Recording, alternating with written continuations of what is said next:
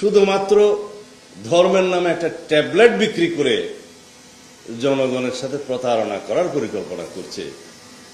তাদেরকে জনগণ ইতিমধ্যে চিনেছে, তাদের মুখোশ উন্মোচিত হয়েছে।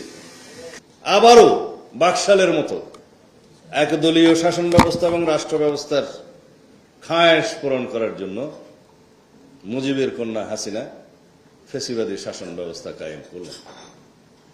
মুখোশ সাংবিধানিক সরকার, সংসদীয় সরকার, মুখোশ গণতন্ত্রের, ভিতরে বাকশাল। এই ছিল তার শাসন ব্যবস্থার মূল কথা।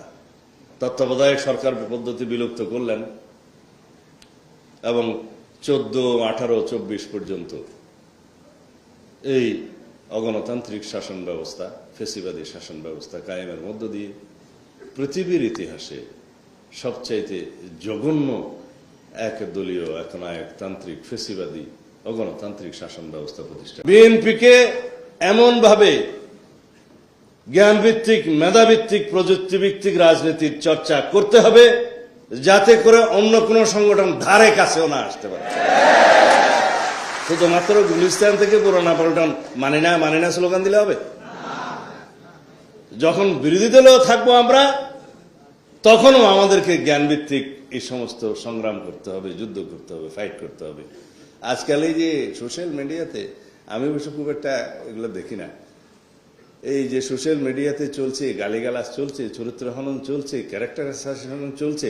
এখন পলিটিক্যাল ক্যারেক্টার অ্যাসাসিনেশনের সংখ্যা হচ্ছে তো সবচেয়ে বেশি, এবং কিছু কিছু মিডিয়াতে দেখছি। তা আমরা তো এগুলো ঘাটাঘাটি করি না, কিন্তু তোমাদের বয়স আছে, সবচেয়ে বেশি কাউন্টার ফাইটটা ওখানে দিতে হবে। এখন বিদেশ থেকে কেউ কেউ এভাবে এমনভাবে লিখছে যেন তারাই হচ্ছে সবচেয়ে জ্ঞানের জাহাজ, বাকি সব মূর্খ, এবং তারা যা বলছে এগুলো তাদের একটা ক্লাস চর্বিত চর্বণ করে ছাড়ছে।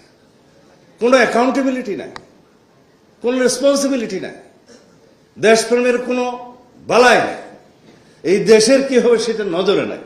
আমাদের সেই জন্য সবার আগে চিন্তা হবে আমরা যা লিখছি, যা বলছি